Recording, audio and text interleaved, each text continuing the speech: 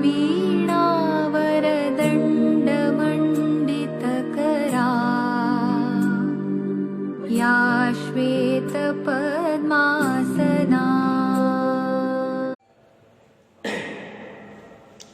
નમસ્કાર, આજના આ વિડીયોમાં આપણું હાર્દિક સ્વાગત છે વિદ્યાર્થી મિત્રો। આજે આપણે ધોરણ 7 વિષય વિજ્ઞાન વિષય પવન, વાવાઝોડું અને ચક્રવાત, તો તમને સતત વિડીયો દ્વારા એને સમજાવવાનો પ્રયત્ન કરું છું।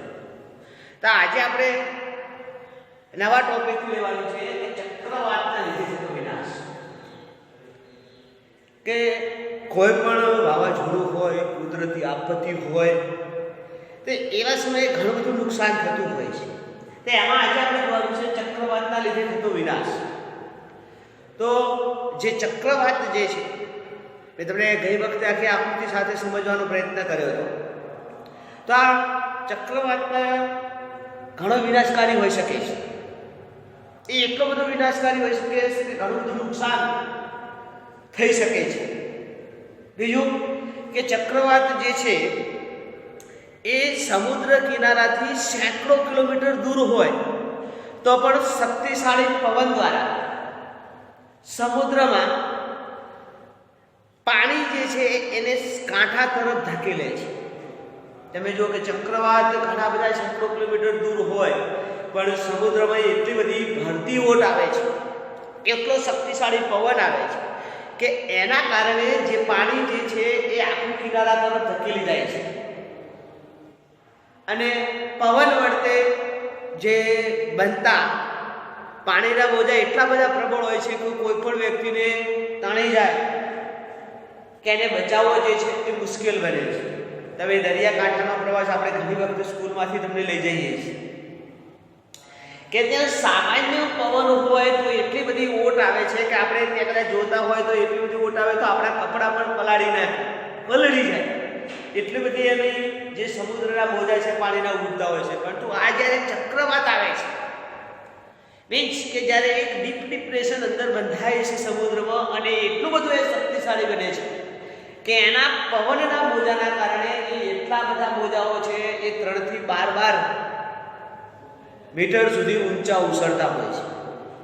મિત્રો તમને કહી દઉં તો આપણે હમણાં જ ચોમાસાની ઋતુમાં એક નીલોફર નામનું વાવાઝોડું આવ્યું હતું। એ ચક્રવાત જ કહેવાય કે આ નીલોફર નામનું વાવાઝોડું આપણે ગુજરાતમાં ટકરાવાનું હતું સમુદ્ર કાંઠે। ત્યાં હવામાન વિભાગના જે કંઈ નિષ્ણાતો છે એમણે એટલી બધી આગાહી કરી હતી કે જો આ નીલોફર વાવાઝોડું છે એ કદાચ જો આગળ ના ફંટાઈને જો જે ગુજરાતના સમુદ્ર કાંઠાના દરિયા કિનારે જો આ ટકરાશે તો ઘણું બધું નુકસાન છે થશે।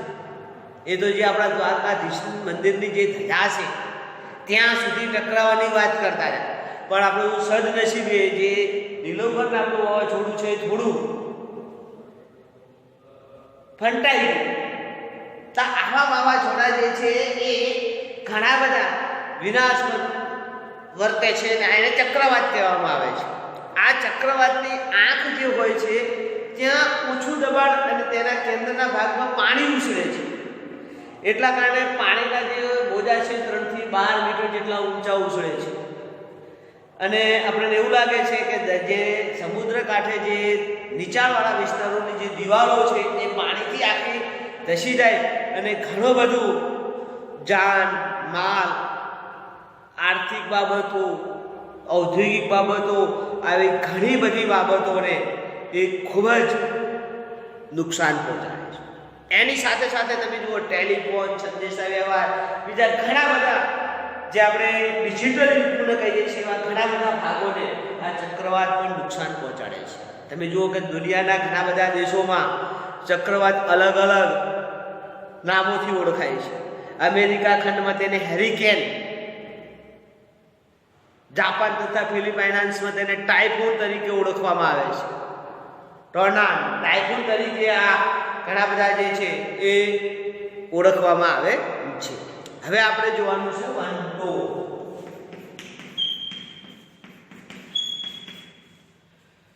તો આપણા દેશમાં વંટોળ બહુ જ ઓછા જોવા મળે છે।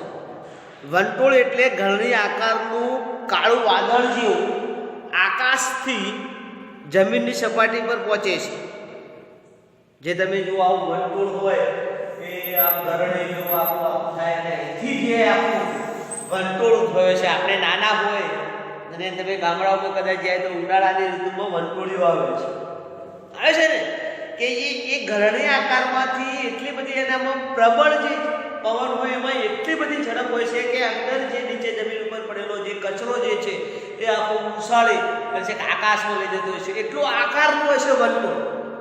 એ તો આપણે થોડો જ છે, પણ આ તો જ્યારે મોટો આવો વંટોળ આવે છે કે એ ઘરણી આકારનું કાળું વાદળ જેવો આકાર જેવી કશી આવે છે. મોટા ભાગે આ વિનાશકારી વંટોળ હોય છે અને અમુક આ વંટોળની જે ગતિ છે લગભગ 300 કિમી. વિચાર કરો કે 300 કિમી ઝડપ જેટલી હોઈ શકે છે અને ચક્રવાતની અંદર વંટોળ રચાઈ શકે છે. ભારતનો જે સમુદ્ર કાંઠો છે એ ચક્રવાત માટે સંવેદનશીલ છે અને એ આપણને ખૂબ જ, જો કદાચ આવો મોટો વંટોળ આવી જાય તો આપણને ઘણો બધો જે કહેવાય ને એ આપણે નુકસાન પણ પહોંચાડી શકે છે.